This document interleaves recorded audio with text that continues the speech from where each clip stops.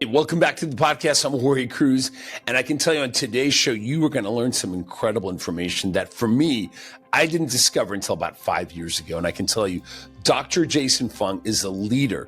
He is a leader in insulin science, intermittent fasting. He's in Toronto, Canada. And he's the man that got me to think differently. Because when I wrote some of my earlier books in the early 2000s, I can tell you the reigning methodology of weight loss, of losing belly fat, as you guys can imagine, was either counting calories or, if you were in Weight Watchers, counting points. You know what I mean? And unfortunately, none of that works. And if you've done either one and still have belly fat or in a place where you're not feeling your best, I can tell you it is not your fault. On today's show, we're going to set the record straight with Dr. Fung.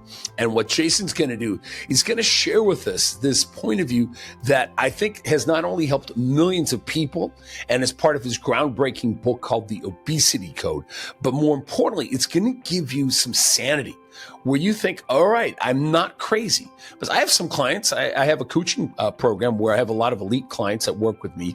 And these are people that are not only high net worth and highly educated and sophisticated, but they've been counting calories since they were 8 years old. And their parents had them enrolled in all sorts of weight loss programs, if you know what I mean. And I can tell you, that's been the prevailing way of thinking, is that calories in and calories out is the solution to losing weight. Now, Dr. Fung sets the record straight. He says that's a part of the puzzle. That's why we're overweight. But the way you want to lose the weight has nothing to do with how many calories you're consuming, but rather with insulin science and understanding that high insulin environments in your body that are caused by simple carbohydrates, processed foods, you name it, from pastas to breads to OJ, orange juice even, are the reason why insulin goes up. And when your insulin goes up, not only do you lock in belly fat, but you add belly fat. And worst of all, it makes you more hungry. Yeah, literally sugar and carbs feed hunger, make you want to eat more, and more importantly, store belly fat. So, I have a lot of people, a lot of clients I work with that are vegans, and they do it for the right reasons, maybe not to hurt animals, but I can tell you, if you eat a high processed or non-processed plant-based diet, and it's made of only carbohydrates, you're going to be in trouble. So on today's show, you're going to learn not just how to lose the weight and why insulin is the reason you're overweight and why you may have belly fat that you've not been able to get rid of your entire life. But more importantly, you're going to learn how easy it is to lose up to 2 pounds a week. Some people lose even more.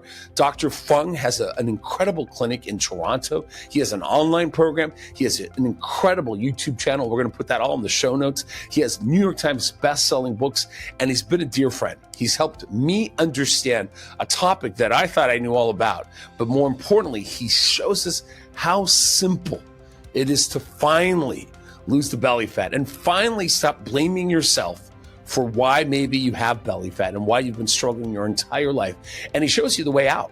And I am just so excited for you to watch this show. And before we start, I want to thank you for your support as well, for all the feedback I've gotten. I got lots of emails from you guys about Zero Hunger Water. If you don't know what Zero Hunger Water, it's the hunger eraser. It's a project I've been working on for a couple of years. We had to take a step back about a year and a half ago, and now we're moving forward this summer, and we'll make a big announcement this summer about it coming out. And it's a project that for me, that I think is provocative. It's a totally different paradigm for thinking of how to turn off hunger. No GLP-1s required. And whether you're on a GLP-1 like Ozempic or not, Zero Hunger Water will be that solution that will help quell and turn off hunger so you have control. And more importantly, on today's podcast, you're going to get the control right now in the sense of not just knowing what to do, but how to lose the belly fat effectively. I think it's going to be the best hour of your entire day. So check it out. And please do me a huge favor. Please share today's episode with your loved ones. Copy and paste the link wherever you're watching it, whether it's on Spotify, whether it's on Apple, or whether you're watching us on YouTube. Please do that, because as we grow, we can do more and more for you. And I'm just so excited to be back with the podcast and sharing these with you every single week. So take good care, guys. Let's get started with Dr. Jason Fung and get ready to learn everything you need to know to finally lose that belly fat. All right. Well, welcome, Jason. It's so good to see you again. I haven't seen you forever. It's been at least 2 years, and we've done so many things. We were talking before the show, and I feel like we've known each other about 10 years. And I have to tell you, your work has changed my thinking and clarified my thinking over the years. Because, I started my first book in 2001, and that's back in the day when calories were calories. And what were people told, let alone 20 years ago, right, Jason, about calories versus what really I think is the science of Jason Fung. And I love what the Daily Mail said about you. I'm going to read it. It says, the doctor who invented intermittent fasting. So before we dive into it, tell everyone a little bit of your background, Jason, because I feel like you've done so many things. You've written so many books.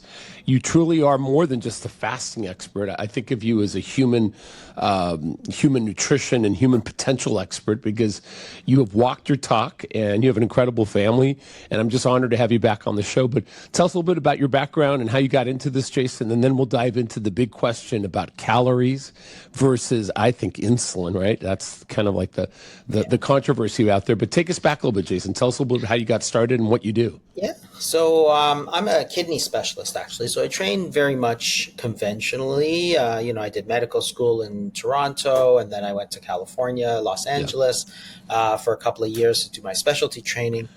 And I finished around 2001. Then I started practicing. And of course, there was a lot of increase in obesity and type 2 diabetes over that period of time. So I became very interested in the question of diabetes, because diabetes was the main cause of kidney disease. And the thinking at the time was really that type 2 diabetes was this sort of chronic progressive disease, meaning once you got it, you had it for life. And I thought, well, that's not right. It's actually completely untrue. Wow. Anybody who knows knows anybody knows that if you lose weight, that diabetes often goes away. So the question is not, is it chronic and progressive? It's not some inevitable thing like aging. It's a reversible thing. So if it's reversible, you need to try to reverse it. But the key is the weight loss, of course, and not giving more medications, which was, of course, the standard, what I had been taught, what virtually every doctor was taught was that, oh, you have type 2 diabetes, here's the medication. Instead of, you have type 2 diabetes, let's change your diet, get you to lose weight, and then you can reverse it, right? Which is a completely 180 degree, opposite way of thinking, but much better, right? So I became very interested in weight loss, and I started thinking about it. So again, I was brought up, I was trained in this whole calories in, calories out thing. And the part that's weird is that none of that is actually true in any sense. Now, hold on one second here, Jason. So you said calories in, calories out. We've all heard this. I mean, I go on YouTube right now, and some of the biggest nutrition influencers out there say, oh, if you want to lose weight, what do they tell you, Jason? You tell me, right? It's all about, eating fewer calories than you burn, right? And it sounds so simple. It's sort of deceptively simple, but completely wrong.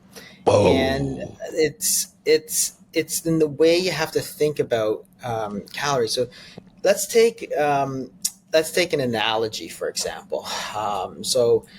People say, well, let's look at the energy balance equation, which is body fat, right? Body fat is a store of energy. The body stores energy, food energy, which is calories, in the form of body fat. So if you have excess body fat, and then body fat equals calories in minus calories out, right? So then people always take that and say, well, from there, you say that you must eat less or burn less, right?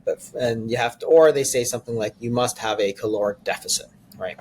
That's the word. The problem is, and you see all these, people who should really know better say this kind of thing, but it's really stupid, because remember that if you have too much body fat, yes, it does mean that calories in exceeded calories out, but it doesn't tell you anything about what to do about it, right?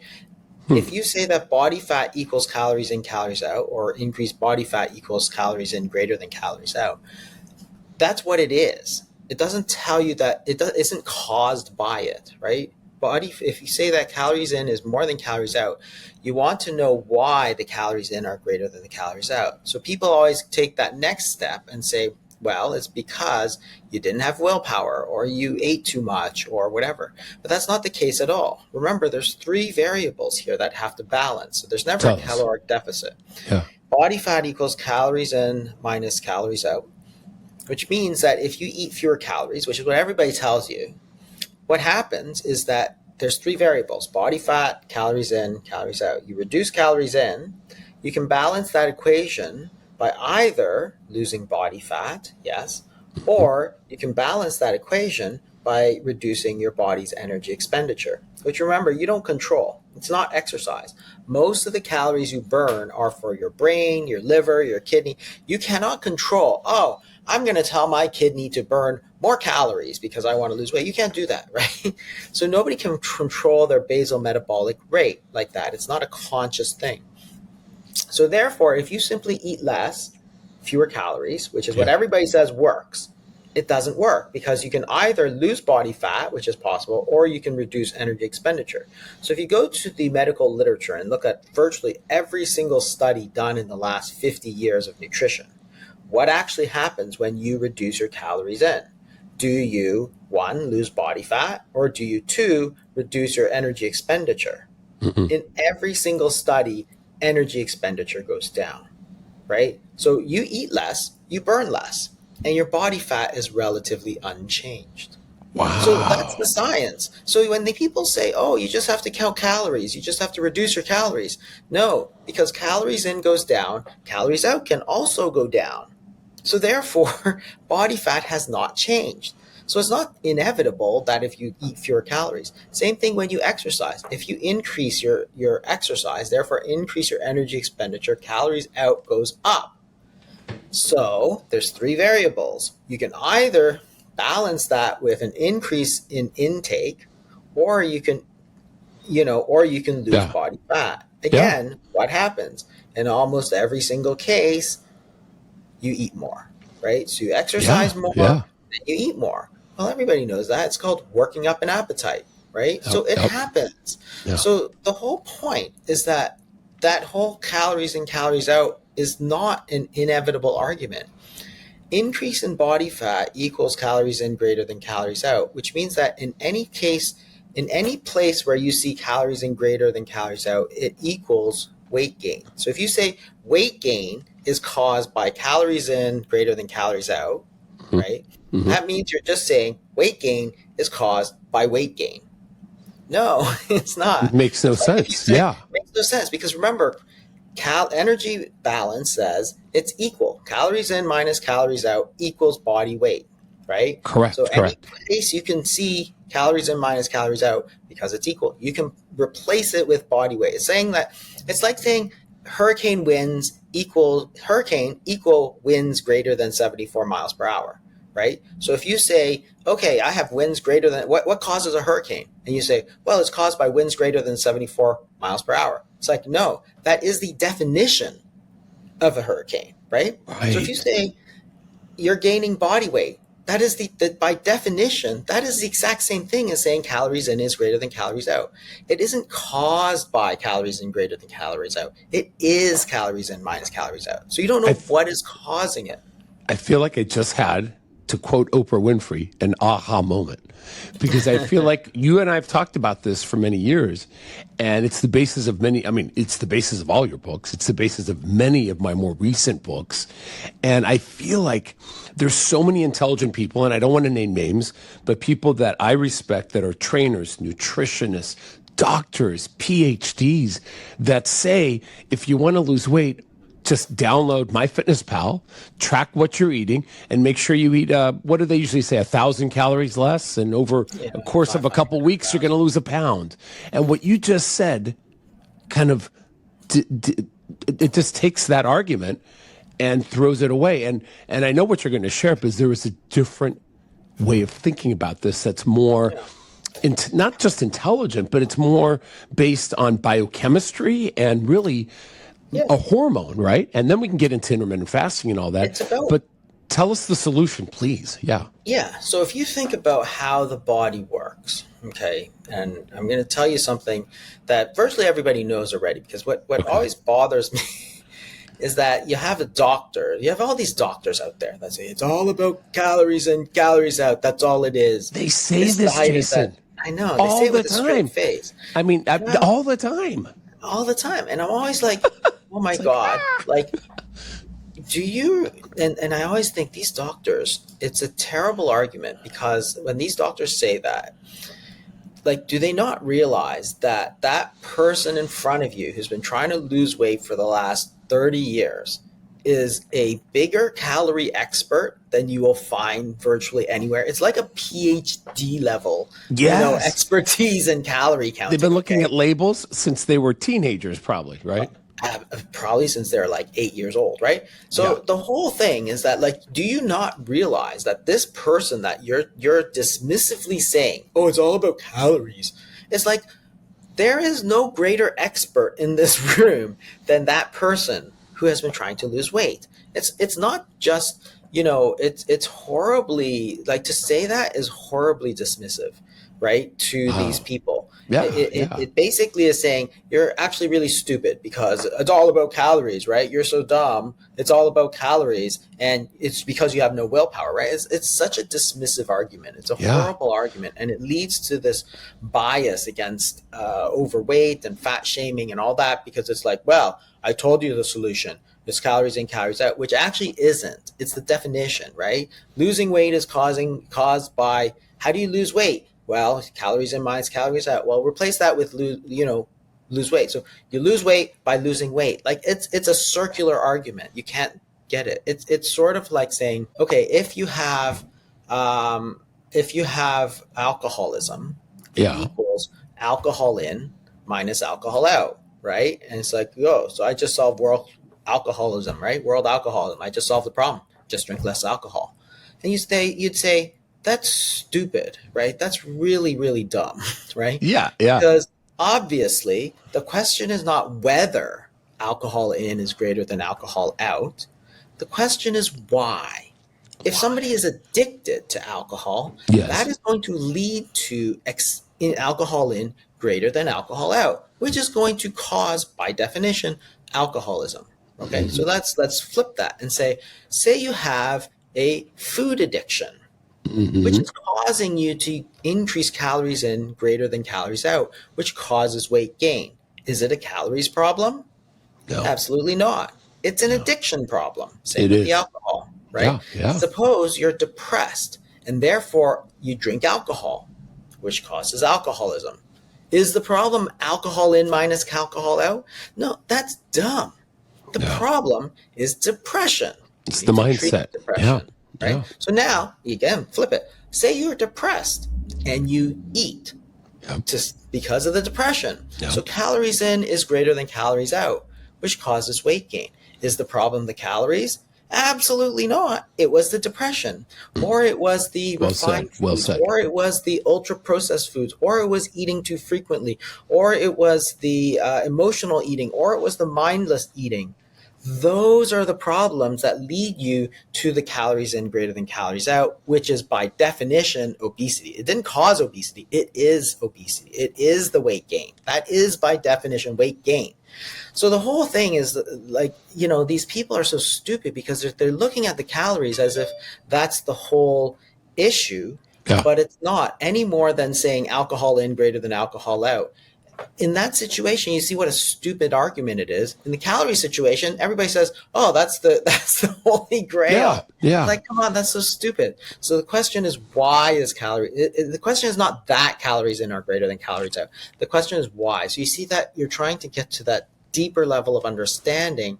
Why is it? And it's different for different people. So some people are going to be emotional eaters. Some people are going to be addicted. There are many other things that can cause that. Just like there are lots of things that can cause alcoholism, which is alcohol in greater than alcohol out, right? So just saying, oh, you should drink less alcohol or give it more time between drinks, like, come on, that's so stupid, right? The calories in and the calories out is also that stupid. So the issue is that if you think about how the body works, this is what everybody already knows. The body has a certain set weight, okay? And again, this is established for like 50 years of scientific evidence, but people just choose to ignore it because they want to go with the simplistic calories model. If you lose weight, if your body has a set weight, that means it sets a weight that it wants you to be at, a certain body fat percentage. If you gain weight, your body's going to try to burn it off. If you lose weight, your body's going to try to to make you hungry and therefore eat more. So if you take somebody who is a certain weight and you drop their weight, you make them lose weight. Well, two things happen. One, they get hungrier. And it's not just some voodoo psychology. You can measure hunger hormones. You can measure satiety hormones. They are physiologically hungrier than they were before they lost weight. Why? Because the body wants them to gain that weight back up. Yeah. The other thing that happens is that the amount of calories that they burn goes down, right? So your basal metabolic rate falls. Again, why? Well, if you can control what you eat, so you might be hungry, but you decide not to eat. So the body says, well, your weight is too low. I want you to gain weight. And if you're not going to eat, then I'm just going to reduce the number of calories that I spend so that you gain weight. Just like if you have a budget, right? Then and you're not making more money, you got to spend less. Same thing. The body says, the body knows. Yeah. The body knows. So I have this certain number of calories coming in. I can't, access my body fat. So therefore I'm going to burn less. Right. So the whole thing is that it's this body set weight that's really important, because it's like a thermostat, right? It's a thermostat in your room. So say you have room temperature. You set a room temperature at like 72 degrees, for example. And you might say that, hey, the temperature in your room is heat in minus heat out, right? But what controls the heat in minus heat out is the thermostat, right? It gets too cold, it turns on the furnace, turns up the heat, gets too hot, turns on the air conditioning. So this is the thing, that the calories people are like the people who say, well, it's all about heat in minus heat out. So therefore, if you want to heat up the room, I'm just going to get a little space heater. I'm going to plug it in the wall. I'm going to turn it on. I increase heat in. Therefore, the room is going to get warmer. Is it? No, it's not. Yeah. Why? Because as the room heats up, the thermostat is going to sense that and turn on the air conditioning. Yes. Bring it back down, right? So the problem is, and so the people who say, well, it's all heat in minus heat out, so I'm just going to increase heat. Well, that's the same argument as the calories people, right? They say it's calories in minus calories out. I'm going to reduce my calories in. I'm going to eat less, with the idea that the amount that they burn is going to stay the same. That's the assumption.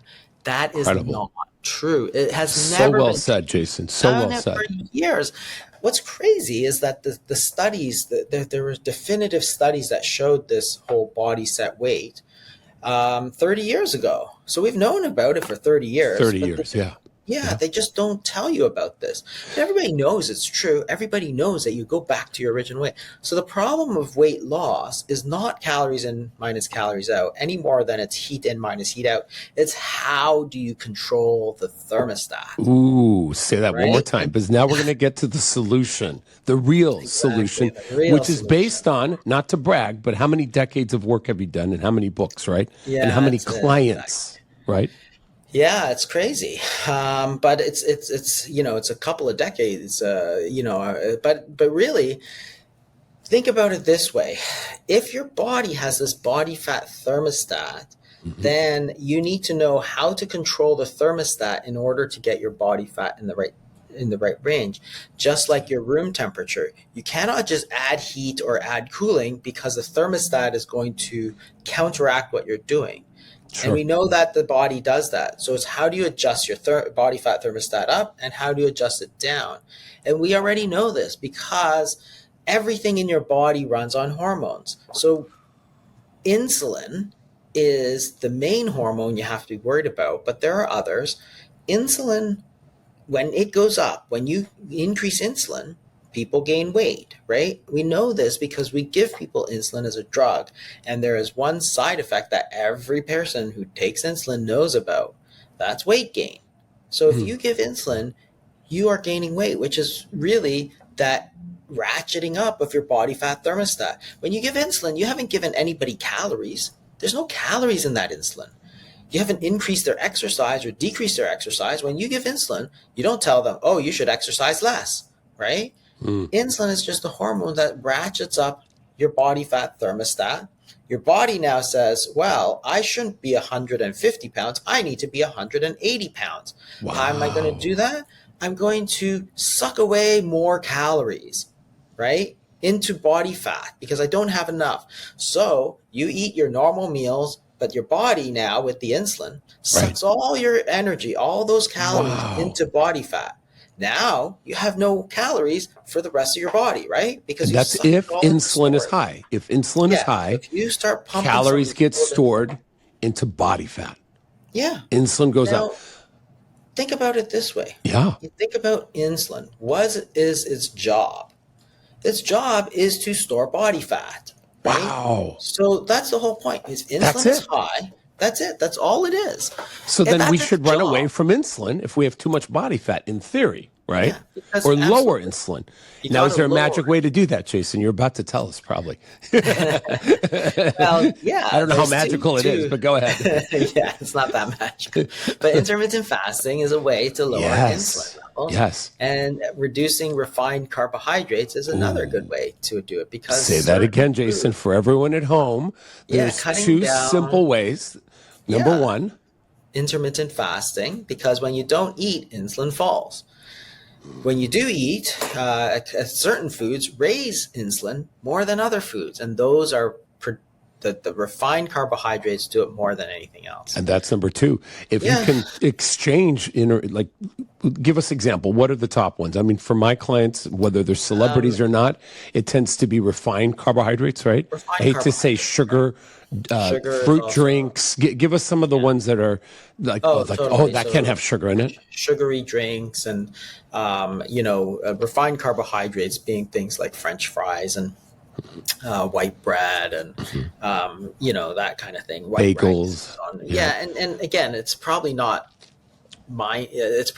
new. Like cutting down refined carbs, a lot of people know that already causes weight loss. In fact, you can see this, even back in books like 150 years old, people were talking about, I had to lose weight, so I just cut out bread and sweets, and they lost weight. So it's not a new idea. Everybody knew it. In fact, it was actually the dominant idea for weight loss for most of, from 1850 to say 1970. It was only this whole low fat era that brought in this whole calories thing. And that was in the 70s. And that was a time when Dr. Atkins, you remember Atkins? If we're old enough, we remember who that was. He said bacon and eggs and things like that.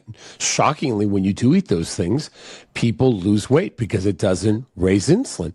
Now, there was this whole argument, I think low fat, tell me if this is somewhat true, not that we want to stay on this, but let's spend a minute maybe, was the idea that if you ate too much butter and yolks, that the cholesterol would kill you, right?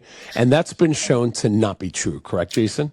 Absolutely. So if you think about it, what happened was that people didn't know what caused heart disease, right? There's this huge epidemic of heart disease in the 50s and 60s. Mm-hmm.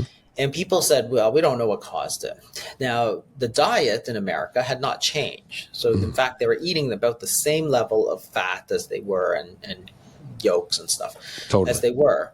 But in the 50s and 60s, a huge spike in heart disease. And everybody's like, why? Now, when you look back, it's obvious. It was smoking. People were smoking more. They were through the war and everything. Everybody smoked back then, right? You had the smoking and non-smoking section in the restaurant. You had the little ashtrays in the airplanes, which seems really stupid now. And doctors were promoting it as a way to reduce stress and anxiety, right? It actually causes weight loss too, actually. Yeah, and it's all true. It does help you relax. It does help you burn calories, but it also causes heart disease, right? Yeah. Lots of heart disease. Anyway. So anyway, super bad for you. So, but of course, the tobacco companies never admitted that. Yeah. So people are like, why is there heart disease? And somebody said, well, it's because of the fat in the diet, which made no sense because the fat in the diet was the same. But there's this easy to think about thing, which is that, the fat is going to clog your arteries. And so therefore that, just because of that, which has no scientific basis whatsoever, that's what caused the whole low fat movement. So eventually it became sort of government policy and everything. But if you say, okay, so what studies have definitively proved that eating fat caused heart disease? Zero. There were zero studies in the last 50 Is it the years. zero, the big zero Yeah, there, right? absolute zero. So then, of course, it Wow. was actually super bad for you. And this led to the so-called French paradox in the 80s, which, if you remember, was all these, again, it's like people think they're smart, but they weren't that smart, because these doctors were like, why does the French, with all their cream and their butter and all Butter, this they love fat, butter. And I love butter. they're Yeah, yeah, putting yeah. butter everywhere. They're eating all this saturated fat. And these Americans are eating, rice cakes and stuff, right? Super low fat. But the Americans had 3 times the heart disease that the French had with all their saturated fat. And the answer was, of course, the saturated fat wasn't that bad for you. The Americans were eating tons of refined carbs. They're getting fat and getting diabetes, which actually caused a lot of heart disease. That's And they were it. eating the margarine, which turned out to be full of trans fats, which also Which is caused even worse. Yeah. that was even worse. So that was the so-called French paradox.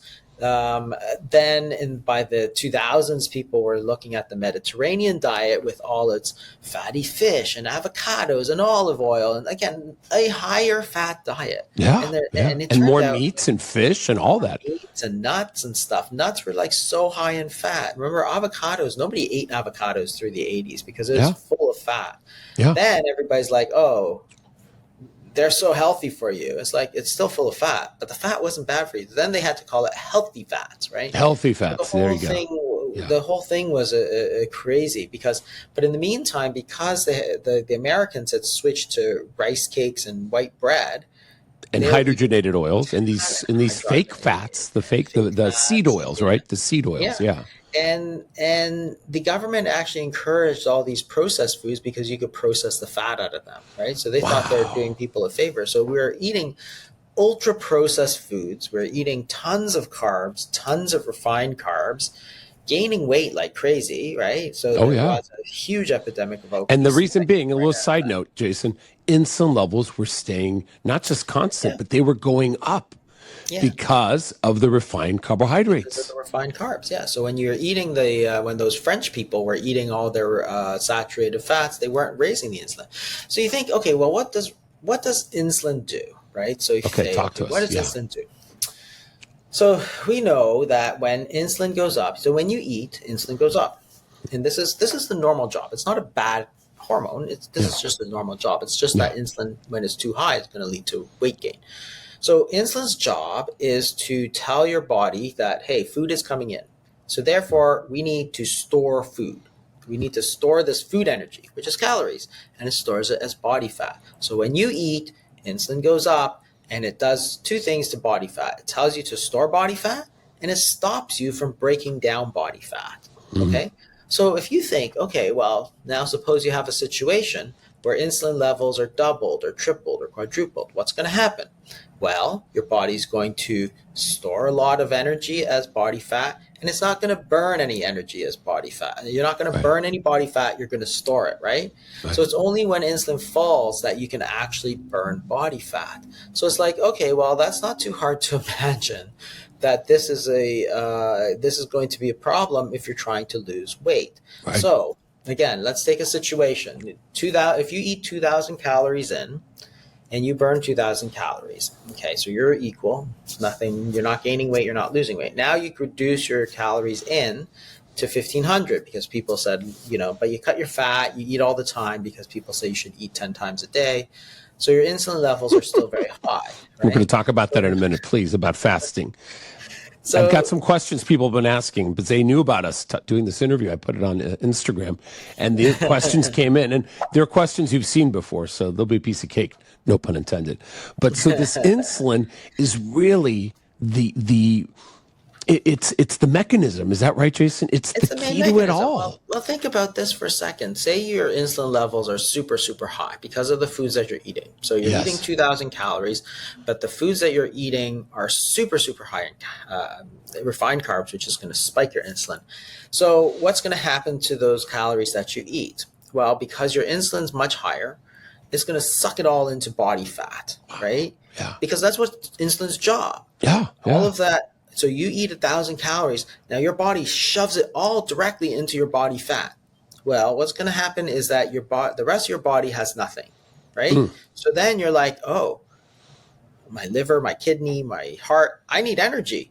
You need to go eat, right? So then you get hungry and then you go eat. Well, what just happened here? Well, yes, calories in went increased over calories out, but why? Why? That's the question. You got to get that deeper. Why? Why? The Because you why. sucked all the energy into your body fat stores. It's just like if you went to Costco and you bought like a lot too much food, right? And you shoved it all in your refrigerator, right? Yeah. Right? Because the refrigerator is a store of food. You Sure. shove it all in. Now your fridge is overflowing. But Packed. you're like, I have nothing to eat. Why? Because you shoved it all in your fridge. Then you Right. go, I need to go to Costco again. Right? So it's like, okay, that's the situation with your body. You took the food, but the calories went directly into body fat because of all that insulin. So you said, oh, I need to go eat more. Now contrast that to you eat, lean, you eat low carb foods, right? So you're going to So eat healthy like proteins and healthy healthy fats. proteins, healthy fats. Now Cut your down the insulin's not carbs in going up. general. Yep. Yeah, because carbs are just going to spike And now. what So happens? We then access the stored. yeah, well, if you eat and you have all that calories, but your insulin's not that high, you're not going to shovel it into your stores. You're not going to shovel it into fat.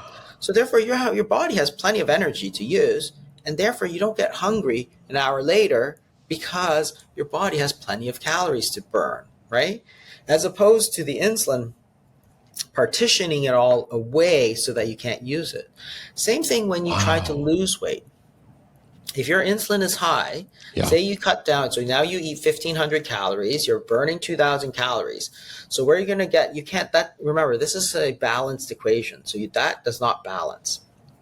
If you have 1,500 coming in and you have 2,000 going out, now your insulin levels are super high. Well, guess what? You can't access any of your body fat because insulin blocks fat burning. So therefore, you Yes. have 1,500 coming in, 2,000 going out. You don't have access to your fat stores. That's not balanced. You can't do that. In fact, the body's only option is to reduce its energy expenditure to 1,500. So now you're eating 1,500, you're burning 1,500, you're not losing weight. The difference is if you allowed those insulin levels to fall, say with intermittent fasting, 1,500 is coming in, 2,000 is going out. You allowed insulin to fall, so now you can access the stores of energy in your body fat. You take 500 out from your body fat. Boom. Wow. You're all done. It's magic, right? but it's not magic. It's just It's not magic. it's It's knowing. just physiology. And if those calories going in, for example, I'll give you scenario A and then B. You tell me which one's better, obviously, for unlocking stored body fat. And I'm guessing it's the one that's lower in insulin causing stimulation, right? So say you sat down, you had a banana in the morning and a glass of orange juice because you want to be healthy, right? You don't eat, you're plant-based. And then for lunch, you have pasta and maybe a low fat cracker or whatever, right? And then for dinner, you have rice and, I don't know, some sort of soy sauce and maybe a little piece of chicken. You're basically eating carbs high in fiber maybe all day, but insulin is up all day, right? So your body's fat is locked up, right? It's just not coming out. Versus B, let's see, here's option B. Say you start your day, say we're not fasting yet. We'll call it just food, just making food choices. You're eating an egg. Maybe it's one boiled egg. I don't know. For lunch, you're eating another protein. Maybe it's tuna fish with a little healthy mayo or something. No bread. You're doing it light, maybe with a little lettuce, right? Like a tuna salad. And then for dinner, you're having a ribeye. Almost no carbohydrates all day. Does that versus A and B, is B more magical, shall we say, in the sense of unlocking fat? Yeah. Well, let's go through. So if you say take your high carb meal, so you take at breakfast you take a banana and orange juice, right? Yeah. So you take say 500 calories or 1,000 calories, whatever it is. Yeah. It's super. Your insulin spikes way up because it's lots of refined carbohydrates. So all of those 500 calories goes right into body fat. Whoa. Now by 10 o'clock, 10 in the morning, you're like, oh, I'm ravenously hungry, right? Which is, of course, what happens. Like you eat white bread and jam in the morning, it doesn't keep you full for long. Everybody knows that because your insulin, your glucose goes up, your insulin goes up, then it crashes because it's so refined. By 10 o'clock, you're ravenous, so you go get yourself a low-fat muffin, right? Yeah. Now you do the same thing. Insulin spikes up, glucose spikes up. By 12, you're crashing, and then you go eat more. So what's It just happening keeps is storing, yeah, right? you're pulling it all into storage. That's where all your calories are going. So at the end of the day, you're eating, breakfast, snack, lunch, snack, dinner, snack, because you haven't been able to stay full. Versus, say you eat a vegetable omelet in the morning. Well, you eat the same 500 calories, but none of that goes into storage because insulin's not down, right? So all of it Yeah. stays around for you to Yeah. burn. Well, at 10 o'clock, you don't have to eat because you're full, right? You eat Yeah. steak and eggs in the morning. You don't have to eat at 10:30. Everybody Yeah. knows that already. You're So full. then you go Yeah. right to lunch, or maybe you're even full. You go right through to dinner, right? Yeah. Because you're full. So then you count up all the, the white bread and jam and the banana for snack and the pasta and then another snack in the afternoon. You count that all up and you go, oh, it's because you ate too many calories, right? But what's the reason you took so many calories? Because your body is pulling so many calories into body fat stores because of the insulin, right? Yes. So if you say, by the end of the day, all these people, they go, oh, look, you're eating all that refined carbs. It's because you eat too many calories. No, it's not. It's Amazing. because Amazing. the calories are just getting sucked into your body fat because you told it to go there. Because the insulin was there, The it sucks insulin. it in. And no It sucks insulin, it it all just in, releases. right? It releases it. And the foods that, one more time, The the whole point foods, is, yeah. the foods that don't cause insulin to go up. One more time, Jason, for those at home. And then we're going to get into this fasting window, because I'll tell you the number one fear and question people have. But remind us quickly, the foods that keep insulin levels low are the foods that are? So you want to stick to lower carbs. So cutting down the carbohydrates is one way, but it's not the only way. There's actually a lot of ways. If you eat carbs, there's other ways to keep your insulin down. So you can look at the glycemic index, for example, because there's been studies, for example. So the glycemic index of foods is this index where scientists take a certain food and they just give it to like a lot of people and they measure the average rise in blood glucose. And certain foods are going to raise more, but you can actually take the same food and process it differently. So you can take, and they did this actually. So you take oatmeal. Yeah. You can compare steel cut oats, which is less processed, to instant oats. And the difference is huge. So you can take the same food, which has the same calories, the same carbs. The steel cut oats, you see that because it's harder to digest, so therefore the glucose doesn't spike up. It just sort of goes up gradually and then goes down gradually.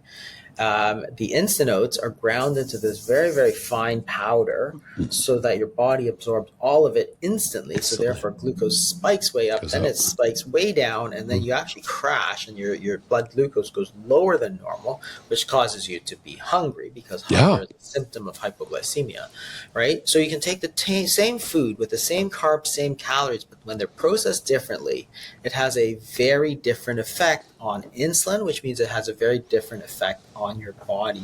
Because if That's good to know. If your insulin's going way up, remember you're sucking all that into body fat. So obviously good proteins, healthy fats, and if there are carbs, look for carbs that are how are they marked if you're shopping, or are they just natural like steel cut oats? How do you mark those, or how do you think of those? Well, yeah, it's hard. You just have to look at how much processing there is. So generally, if you're looking at foods that are highly processed, like instant or whatever, that's going to be a marker. Things that are so low glycemic index is what we're looking for, right? Low glycemic index. So even though you have carbohydrates, if you eat like beans, for example, have a very low glycemic index. They may be the same total number of carbs as, say, white rice, but the glycemic index is much lower. But you cannot do other things. So if you add vinegar, for example, that significantly lowers the insulin effect. If you eat the carbs later on in the meal versus early on in the meal, if you eat later in the day, it's worse than eating earlier in the day. So there's all these different effects that can affect not just the food, the carbs, calories, but it affects how you process it, which affects your hormones, which affects how much weight you gain. So, it's a fascinating topic, actually, and I have a lot of YouTube videos about that. No, you do. Early, and We'll put all that in the show notes and your books and all that. Let's end with this, Jason, because I think this is where we're at in 2024.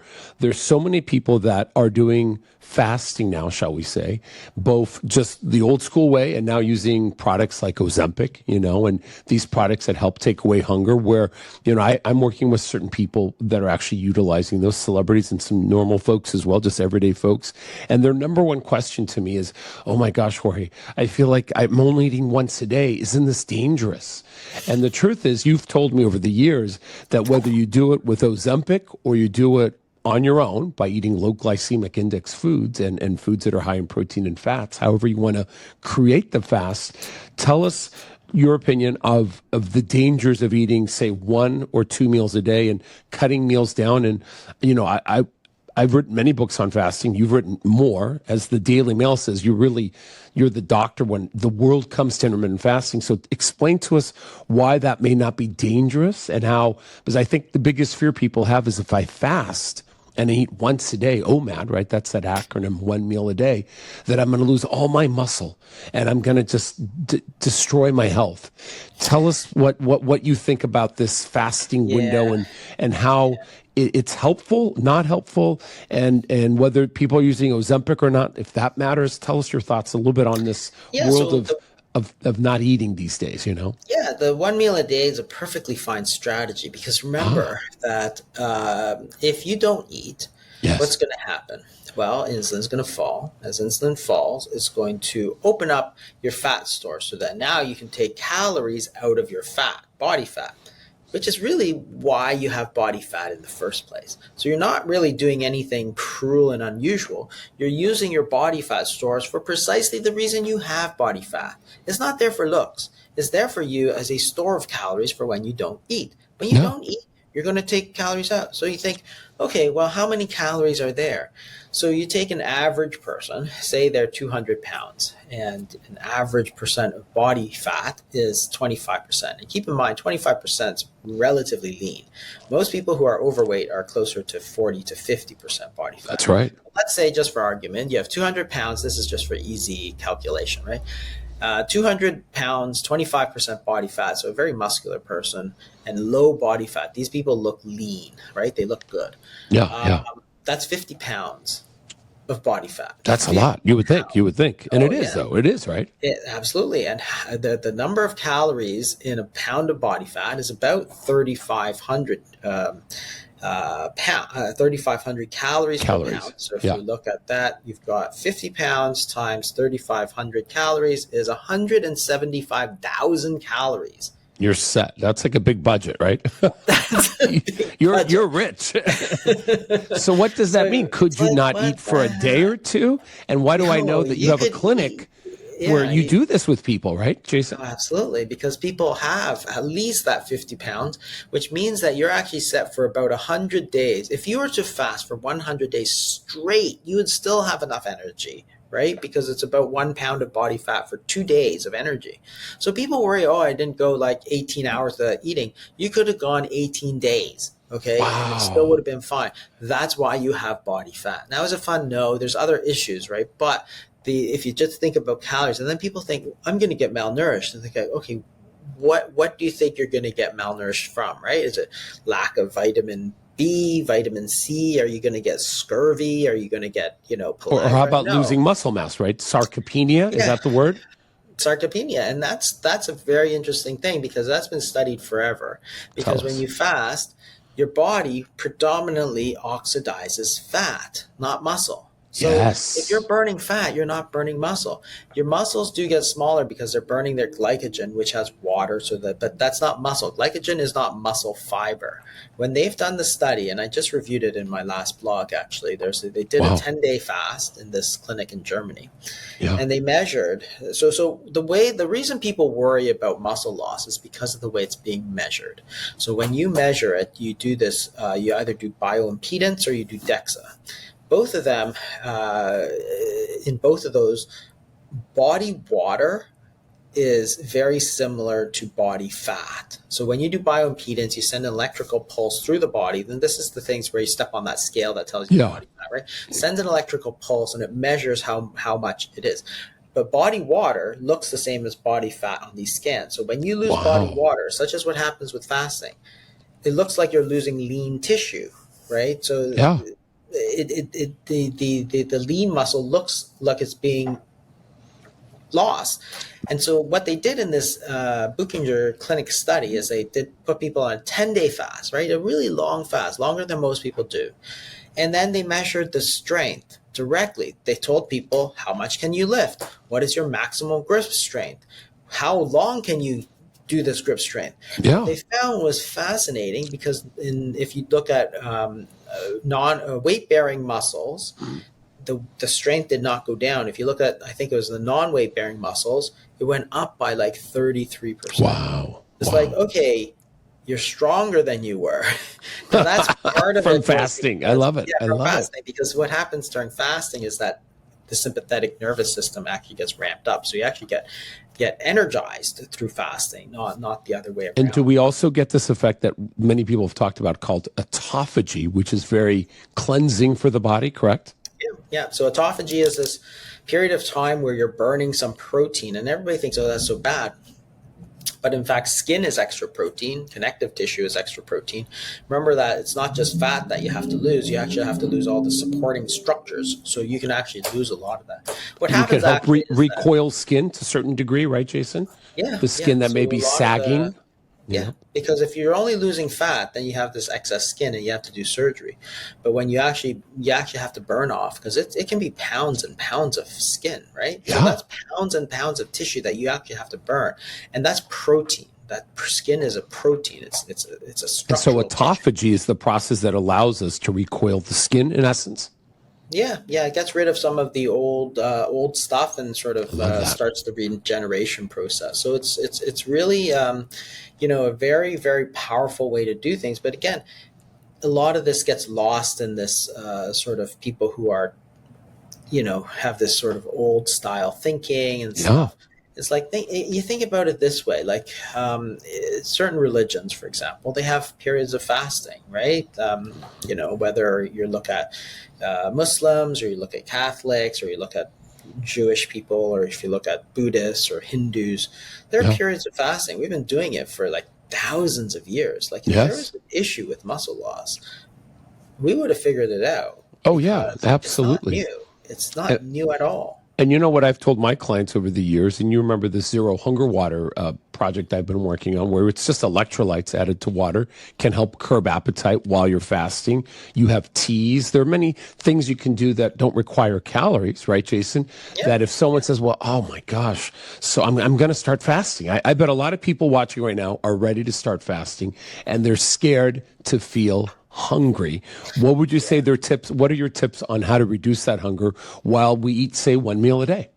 The important thing is to understand that it's all going to pass. That is, if you think about hunger during fasting, it actually, you will get hungry. So you have to be prepared for it, right?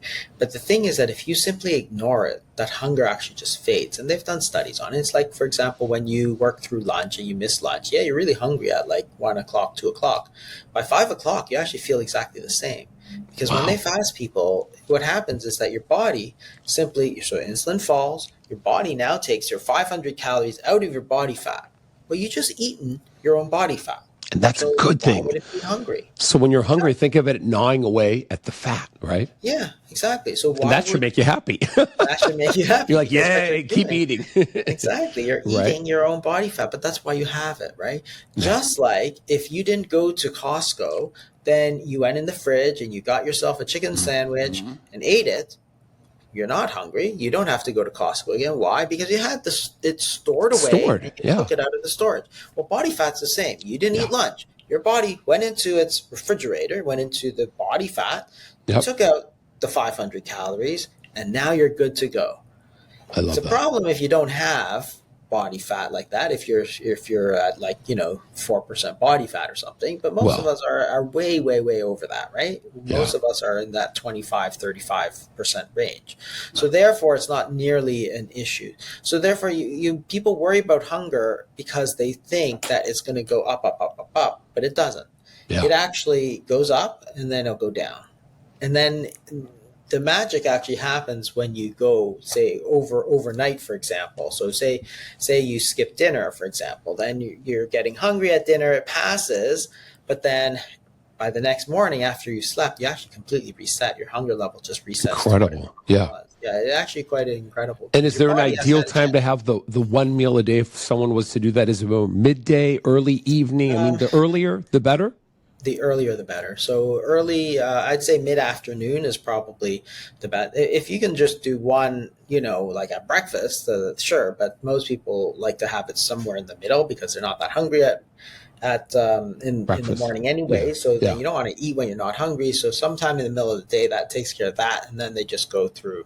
So if you're eating a big sort of 1 o'clock, 2 o'clock sort of mid-afternoon meal, that's probably ideal. But it's with people's schedules doesn't always work out. But then you think about certain cultures like Europeans and stuff, right? Where they have that giant, they make their main meal sort of the mid-afternoon meal. Yeah, like 2 or 3. Yeah. Yeah, like if you look at some southern, Italy and Spain and stuff, some people have that big thing and then they have a siesta and then they eat. The dinner is like, at 10. Like it's always a bit of... Yes, it's a little late at night. Maybe we shouldn't do that part, right, Jason? Not if we're trying to lose weight. Yeah. But the dinner is often actually very, very, very little. Like that's the whole point. And if we do eat at night, have a little bit of protein and healthy fats. Avoid the simple carbs, right? Always. Yeah. To keep the weight off. That's the key. Like it all comes down to the way that the body processes the energy that you're taking in. It's not the total amount of energy that's always the most important. It's what you're doing with the calories, right? Are you allowing those calories to stick around for you to use them, or are you sucking those calories right into your fat stores? Because that's important, right? And that's not the number of calories, because if you suck all those calories into your fat stores, yes, you are going to have to go and get more calories, right? And that's where the confusion comes in. That's where all those people are like, well, I measured your calories. You have too many calories. You're eating more calories. That's your problem. No, your problem is that you ate the wrong calories, which allowed it to be deposited as body fat, which means that your body didn't have enough calories. So you went and got more. That's why you're eating more. Nobody wants to eat more. You have to look for why. And they're like, oh, but you're eating more. That's the bottom line. It's like, no, that's not the bottom line. That wasn't the root cause of it. So powerful, Jason. And for folks that are using GLP-1 drugs such as Ozempic, what are your thoughts briefly on that? Yeah, so GLP-1 drugs is another hormone. It's it's the hormones that move it up and the hormones that move it down. So if you think about the hormones that move it up, you have insulin. You give insulin, people gain weight. It doesn't matter how many calories you eat. You're still going to gain weight. Why? Because if you eat the same number of calories that you did, your body will simply reduce the calories it spends and you'll still gain weight. Cortisol, which is like a stress hormone, you give people cortisol, they gain weight. GLP-1 moves it in the opposite direction. So you give GLP-1s, it goes down. Sympathetic tone, you give people sympathomimetics, so things that increase sympathetic tone. So the sympathetic nervous system is like the activation of the nervous system, right? So you're energized. When you give drugs that increase the sympathetic tone, this includes fen-phen, which you might remember from a while ago. Sure. Way back when. Very effective weight loss drug that caused a ton of heart problems. That was the one issue, right? Yeah. So that's why we don't use that. But with GLP-1 drugs, they seem to be okay for the most part. Yeah, and GLP-1s are okay, but GLP-1s are working the opposite. They move that thermostat down. And no heart problems. No heart problems. It seems to be a very safe medication. But, I agree. Good. So if you give drugs that increase the sympathetic nervous system, that also moves it down. So you have hormones that move it up, move your thermostat up, like insulin, like cortisol. You have hormones that move it down, like GLP-1s. Why? Magic. You give GLP-1s, it moves it down. Or or sympathetic nervous system activators. So fen-phen, nicotine actually activates the sympathetic nervous system. So again, it moves that thing down. So remember, when you give Ozempic, when people smoke and stuff, you're not giving or taking away calories. You're affecting people's hormonal status, which moves that thermostat up or down, right? So you give that. That's the bottom line here. Yeah. Moves that thermostat down, they lose weight, which is fine. Like it doesn't do anything directly to calories. Calories is like what happens after. And for the people, whether they're using, just end on this, if people are on Ozempic or not, and they're scared that they're going to hurt their bodies by eating one meal a day, end on this, Jason. Tell them your best affirmation, your best positive mindset, where they can do this and have confidence and feel like, no, they're going to be fine. Yeah, your body is very, very smart. So if you only eat once a day, that's fine, because insulin's going to fall. Your body's going to take the calories out of storage, and you're going to be able to use it, which is good, because that's how you lose body fat. Your body stores energy as fat. So when you don't eat or eat once a day, your body's going to take the energy out of those fat stores. So that's what you want to do, right? It's just not fun. Amazing. And that's how the GLP-1s, the Ozempics, can help you. So I have nothing against those drugs. It just helps you along that road. And I think anyone who has a problem with that, it's a shame thing. And I think people just don't understand that it's a hormone game we're playing here when it comes to weight loss, and it's a hormone. And if you're going to use it, I mean, more power to you if you can afford it and if you can utilize it in a safe way. And maybe it's something, do people tend to use it long term and get better results, or is it just episodical? What do you think, Jason?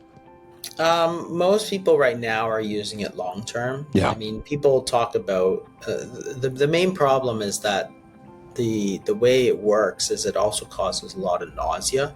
Yeah. So therefore, you get this sort of, not only are you not hungry, but you actually go right into that nausea, sometimes vomiting, sometimes diarrhea, all these issues, a lot of side effects with it. So, I have nothing against it, but I also don't think it's going to be a magic bullet. It reminds me of when people were so enthusiastic about bariatric surgery. Remember? Yes, of course. There's sleeve gastrectomies, sure, and there is the Roux-en-Y bypass, gastric bypass. Everybody said, "Oh, it's gonna cure obesity." Forever. Huge wave of enthusiasm for these surgeries, and they were very effective. I don't deny it, but tons of side effects. So therefore, eventually people decided it just actually wasn't that worth it. Yeah. Ozempic, maybe because it's a drug, has less of that, but to me, it's following the same thing. Huge wave. We're in that huge wave of enthusiasm part.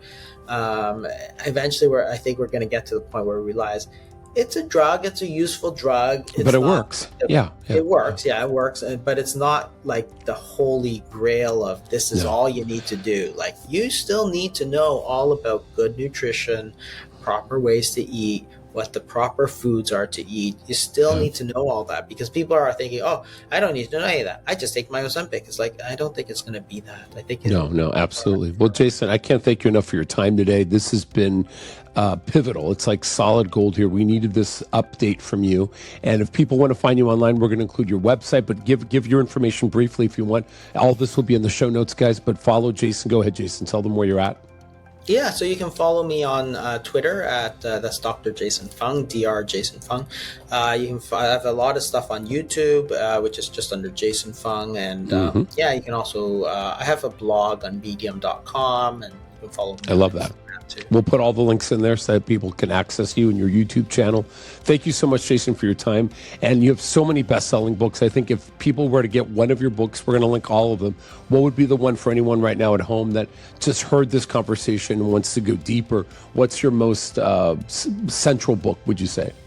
The Obesity Code, which goes a lot into this sort of fallacy about calories and so on. It's really destructive to think about it as a calories in, calories out problem, and I think that's why people have had such trouble, because they've had it beaten into them that it's all about calories. So therefore, eating 500 calories of ice cream is the same as eating 500 calories of chicken salad. It's like there's nothing the same about those two.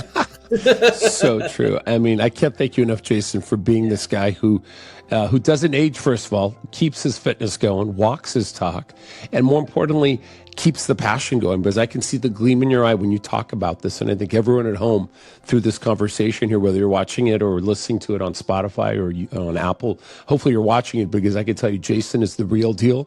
I've known you for over 10 years. It feels like at least 10 years.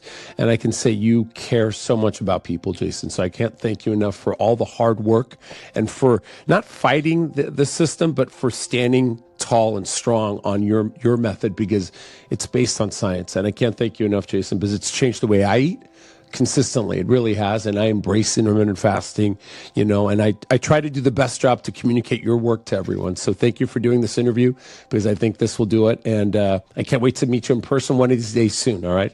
Yeah, for sure. It'd be great. All right, buddy. Hey, thank you so much.